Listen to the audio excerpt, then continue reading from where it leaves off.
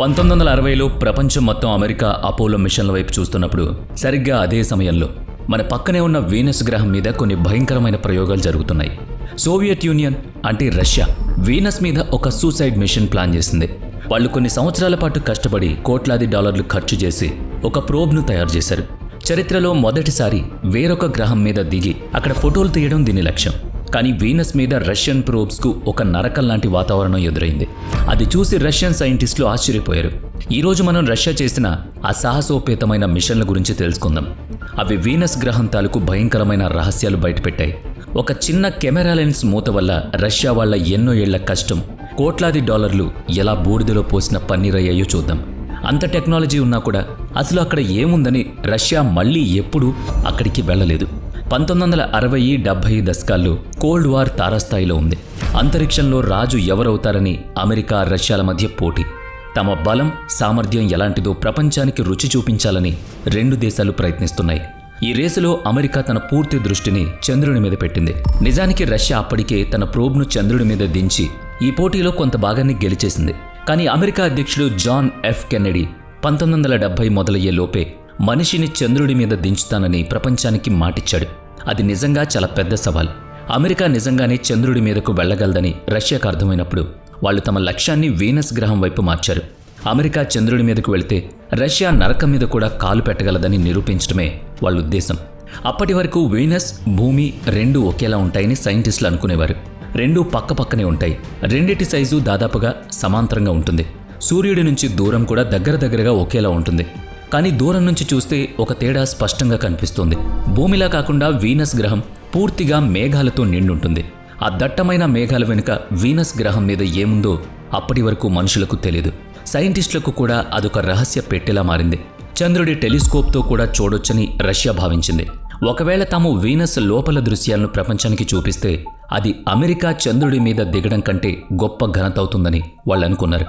ఒకవేళ ఆ మేఘాల లోపల సముద్రాలు, అడవులు లేదా ఏలియన్స్ కెమెరాకు చిక్కితే అది ఖచ్చితంగా రష్యా విజయమే అవుతుంది. ఇదే ఆలోచనలు రష్యా 1-2 కాదు, ఏకంగా 18 మిషన్లను వీనస్ కోసం ప్లాన్ చేసింది.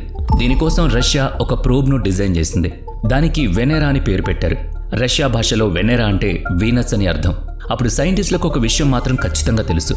వీనస్ చుట్టూ ఉన్న మేఘాలు అది సూర్యుడికి దగ్గరగా ఉండడం చూస్తే అక్కడ వాతావరణం ఉందని అర్థం అవుతుంది. కానీ ఆ వాతావరణం భూమితో పోలిస్తే ఎంత ఎక్కువగా ఉందో ఎవరికీ అంచనా లేదు. అధిక వాతావరణ పీడనాన్ని కూడా తట్టుకునేలా వాళ్ళు వెనెరాను డిజైన్ చేశారు. ఆ సమయంలో స్పేస్ రేస్ నడుస్తున్నప్పుడు రష్యా వాళ్ళు చేసే ప్రయోగాలు విజయవంతం అయ్యే వరకు ప్రపంచానికి చెప్పకుండా దాచిపెట్టేవాళ్ళు.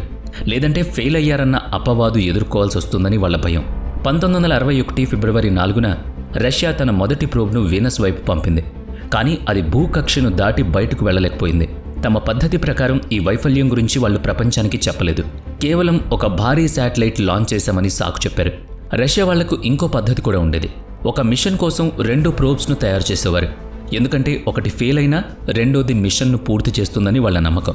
ఈసారి వాళ్ళు వెనెరా 1 మరియు వెనెరా 2 అనే 2 ప్రోబ్స్ని తయారు చేశారు. వీటి లక్ష్యం వీనస్ పక్క నుంచి వెళ్లడం మాత్రమే. అంటే గ్రహం దగ్గర నుంచి ప్రయాణిస్తూ కొంత డేటాను సేకరించాలి. 1961 ఫిబ్రవరి 12న వెనెరా 1 లాంచ్ అయింది. వేరొక గ్రహం వైపు పంపిన చరిత్రలోనే మొట్టమొదటి ప్రోబ్ ఇది. కానీ లాంచ్ అయిన 7 రోజులకే భూమితో దీని సంబంధం తెగిపోయింది. ఫలితంగా ఈ ప్రోబ్ వీనస్ గ్రహానికి 1,00,000 కిలోమీటర్ల దూరం నుంచి ప్రయాణించిన మనకు ఎలాంటి డేటా పంపలేకపోయింది. అది ఇప్పటికీ సూర్యుడి చుట్టూ ఎక్కడో చోట తిరుగుతూనే ఉంది. 4 ఏళ్ల తర్వాత 1965 నవంబర్ 12న వెనెరా 2ను పంపారు. కానీ దీని పరిస్థితి కూడా వెనెరా 1 లాగే తయారైంది. భూకక్ష నుంచి బయటకు రాగానే సిగ్నల్స్ కట్ అయ్యాయి. ఈ మిషన్ కూడా ఫెయిల్ అయింది. ఇక్కడ మీకు ఒక విషయం చెప్పాలి. 1960వ దశకంలో రష్యా ఇంకా చాలా ప్రయత్నాలు చేసింది. కానీ అవన్నీ ఘోరంగా విఫలమయ్యాయి. వాటి కనీసం వెనెరా అని పేరు కూడా పెట్టలేదు. స్పేస్ రేస్ చరిత్రలో వీటిని ఘోస్ట్ మిషన్స్ అని పిలుస్తారు. ఇప్పుడు వెనెరా 3 మరియు 4 వంతు.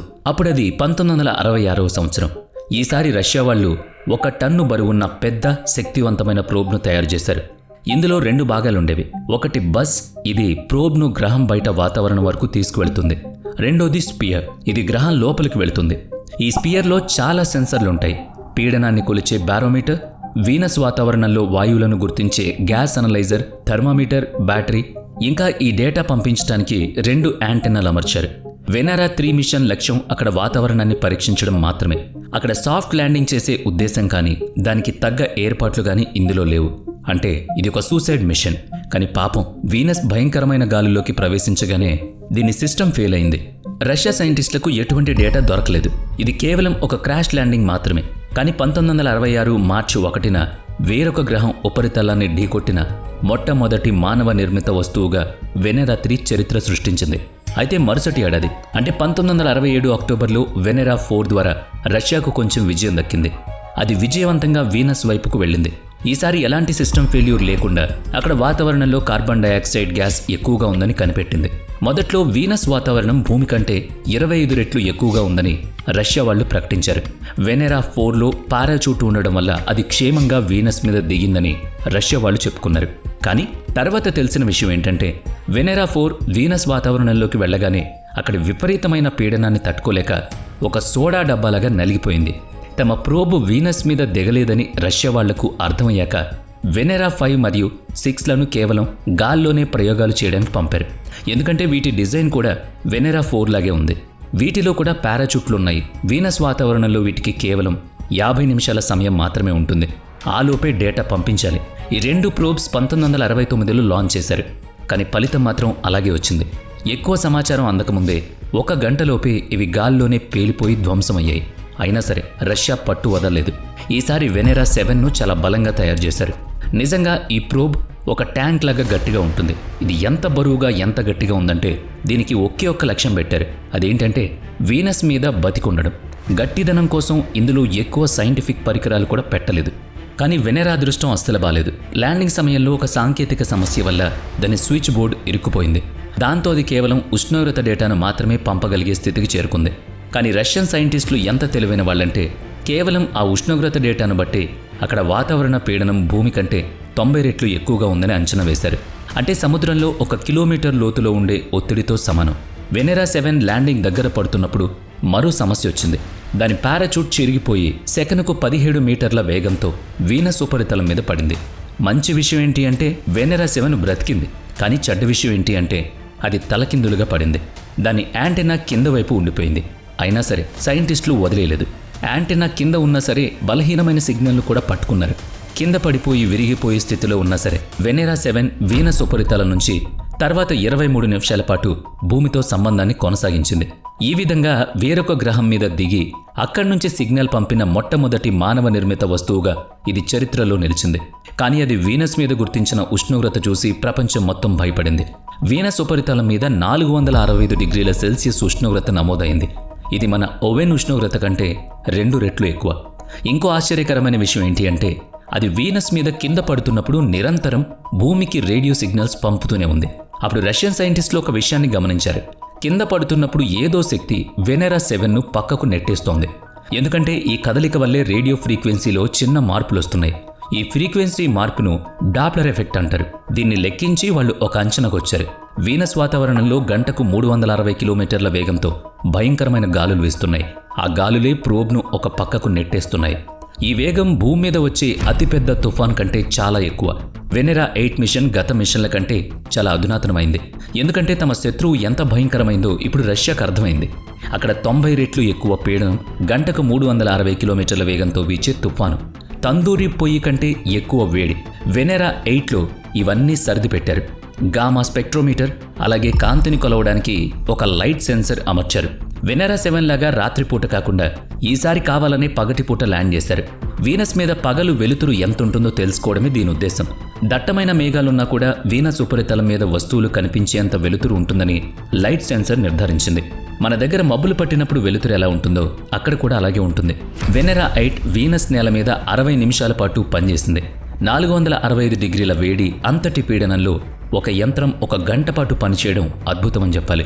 వెనెరా 9 నుంచి 12 వరకు జరిగిన ప్రయోగాలు రష్యాకు అతిపెద్ద విజయాలను అలాగే దురదృష్టాన్ని కూడా మిగిల్చాయి. ఈ 4 ప్రోబ్స్ డిజైన్ చాలా కొత్తగా ఉంది. 5 టన్నుల కంటే ఎక్కువ బరువుండి ఒక యూఎఫ్ఓలా కనిపించే ల్యాండర్ ఇది. దీని మధ్యలో ఒక గుండ్రటి పెట్టె ఉంటుంది. బయట వేడి పీడనం వల్ల పాడవకుండా ఎలక్ట్రానిక్ పరికరాలన్నీ ఇందులో భద్రపరిచారు. కింద ఒక క్రష్ రింగ్ ఉంది. ఇది ల్యాండింగ్ సమయంలో నలిగిపోయి షాక్ అబ్జర్వర్లా పనిచేస్తుంది. పైన గొడుగులా కనిపించేది ఏరో బ్రేక్. ఇది దిగేటప్పుడు వేగాన్ని తగ్గిస్తుంది. ఈ ప్రోబ్స్లో అందరూ ఎంతగానో ఎదురు చూస్తున్న కెమెరాలు కూడా అమర్చారు. వీనస్ చుట్టూ 360 డిగ్రీల వ్యూ కోసం ఒక కొత్త ప్రోబ్ 2 కెమెరాలు పెట్టారు. కానీ చివరి నిమిషంలో ఒక సమస్య వచ్చింది. ల్యాండింగ్ తర్వాత లెన్స్ మూతలు సరిగ్గా తెరుచుకోలేదు. వెనెరా 9 మరియు 10లో కేవలం ఒక కెమెరా మాత్రమే పనిచేసింది. అంటే ఒక కెమెరా మాత్రమే తెరుచుకుంది. వెనెరా 11 అండ్ 12 ఏకంగా 110 నిమిషాల పాటు బ్రతుకున్నాయి. కానీ దురదృష్టం కొద్దీ 2 ప్రోబ్స్లోనూ 2 లెన్స్ మూతలు తెరుచుకోలేదు. అవి చాలా డేటా పంపాయి, కానీ ఒక్క ఫోటో కూడా పంపలేకపోయింది. 1975 అక్టోబర్ 2న వెనెరా 9 ఒక లెన్స్ సహాయంతోనే వీనస్ తొలి ఫోటోను పంపింది. మనిషి తయారు చేసిన యంత్రం వేరొక గ్రహం నుంచి ఫోటో పంపడం చరిత్రలో ఇదే మొదటిసారి. వీనస్ అంటే ఇసుక ఎడారి కాదని, అది రాళ్లతో నిండిన భయంకరమైన ప్రదేశమని ప్రపంచానికి తెలిసింది. అక్కడ ఎటు చూసినా పదునైన రాళ్లు. ఇప్పుడు వెనెరా 13 మరియు 14 వంతొచ్చింది. సోవియట్ యూనియన్ ప్రయోగాల్లో ఇది ఒక స్వర్ణ యుగం అని చెప్పొచ్చు. మనుషులు ఎప్పుడూ చూడని దృశ్యాలను ఈ మిషన్లు మనకు చూపించాయి. కానీ ఇందులో ఒక విచిత్రమైన పొరపాటు జరిగింది. అది అంతరిక్ష చరిత్రలో ఇప్పటికీ ఒక ఉదాహరణగా నిలిచిపోయింది. ఈ ప్రోబ్స్లో కేవలం కెమెరాలే కాదు, మైక్రోఫోన్లు కూడా ఉన్నాయి. ల్యాండింగ్ తర్వాత వెనెరా 13 మైక్రోఫోన్ ఆన్ చేసినప్పుడు ఇలాంటి శబ్దం వినిపించింది. వెనెరా 13 విషయంలో తొలిసారిగా వేరొక గ్రహం మీద వీచే గాలుల శబ్దాలను, ఉరుముల శబ్దాలను రికార్డ్ చేసింది. ఇందులో ఒక డ్రిల్ మరియు సిస్మోమీటర్ కూడా ఉన్నాయి. అక్కడ మట్టిని పరీక్షించి వీనస్ మీద కూడా భూకంపాలు వస్తాయని నిర్ధారించారు. వెనెరా 13 మొదటిసారిగా వీనస్ రంగుల ఫోటోలను పంపింది. ఆ ఫోటోల వల్లే అక్కడ వాతావరణం నారింజ రంగులో, గోధుమ రంగులో ఉంటుందని తెలిసింది. కానీ వెనెరా 14 విషయంలో జరిగింది వింటే మీరు ఆశ్చర్యపోతారు. వీనస్ నేల ఎంత గట్టిగా ఉందో పరీక్షించడానికి ఇందులో ఒక స్ప్రింగ్ ఉన్న ఇనుప చైన్ పెట్టారు. ల్యాండింగ్ సమయంలో అది నేలను గట్టిగా కొట్టి అక్కడి గట్టిదనాన్ని చూడాలి. కానీ దురదృష్టం కొద్దీ కెమెరా లెన్స్ మూత సరిగ్గా ఆ ఇనుప చేయి పడాల్సిన చోట కింద పడింది. ఫలితంగా ఆ పరికరం నేల గట్టిదనాన్ని పరీక్షించడానికి బదులు తన సొంత కెమెరా మూత గట్టిదనాన్ని పరీక్షించింది. అలా ఒక చిన్న మూత వల్ల $1 మిలియన్ నష్టం. ఇక ముందుకు వెళదాం. వెనెరా 15 మరియు 16 మిషన్ల కోసం రష్యా తన పద్ధతిని మార్చుకుంది. అంతకుముందు ప్రోబ్స్ నేల మీద దిగడమే లక్ష్యంగా ఉండేవి. కానీ వెనెరా 15 మరియు 16 వీనస్ చుట్టూ 8 నెలల పాటు తిరిగాయి. వీటిలో సింథటిక్ అపేర్చర్ రాడార్ అనే పరికరాన్ని అమర్చారు. ఎందుకంటే వీనస్ మేఘాలు ఎంత దట్టంగా ఉంటాయంటే ఏ కెమెరా కూడా ఫోటోలు తీయలేదు. రాడార్ సహాయంతో 8 నెలల పాటు వీనస్ ఉపరితల మ్యాప్ను తయారు చేశారు. ఈ చివరి మిషన్లు మేఘాల వెనుక ఉన్న రహస్యాన్ని ఛేదించాయి. ఈ నరకం లాంటి గ్రహం మీద 88 కిలోమీటర్ల ఎత్తైన పర్వతాలు, 1000 కిలోమీటర్ల పొడవైన పగుళ్ళు ఉన్నాయని చూపించారు. ఈ సోవియట్ మిషన్ల వల్లే ఈ రోజు మనం వీనస్ పూర్తి మ్యాప్ను చూడగలుగుతున్నాం. అమెరికా ఈ వెనెరా మిషన్ను విఫల ప్రయోగాలుగా కొట్టిపారేసిన మాట వాస్తవమే. కానీ వీటి వల్లే వీనస్ ఎంత వేడిగా ఉందో మనకు తెలిసిందే. అక్కడ భూమి కంటే 90 రెట్లు ఎక్కువ పీడనం ఉందని, ఆకాశంలో కార్బన్ డయాక్సైడ్ మరియు సల్ఫ్యూరిక్ యాసిడ్ లాంటి ఆమ్ల మేఘాలు ఉన్నాయని తెలిసింది. అక్కడ ఎప్పుడూ నరకం లాంటి వేడిగాలు వేస్తాయి. నేల నిండా పదునైన రాళ్లుంటాయని తేలింది. స్పేస్ రేస్ సమయంలో సోవియట్ యూనియన్ వీనస్ మీద ఎన్నో రహస్య మరియు బహిరంగ మిషన్లు చేపట్టింది. అందుకే ఇప్పటికీ చాలామంది దీన్ని సోవియట్ ప్లానెట్ అని కూడా పిలుస్తారు. వీడియో నచ్చితే లైక్ చేయండి, షేర్ చేయండి. ఇప్పటి వరకు మన ఛానల్ని సబ్స్క్రైబ్ చేయనట్లయితే ఇప్పుడే సబ్స్క్రైబ్ చేసుకుని పక్కనే ఉన్న బెల్ ఐకాన్పై క్లిక్ చేయండి. నెక్స్ట్ వీడియోలో మళ్ళీ కలుద్దాం. Thanks for watching.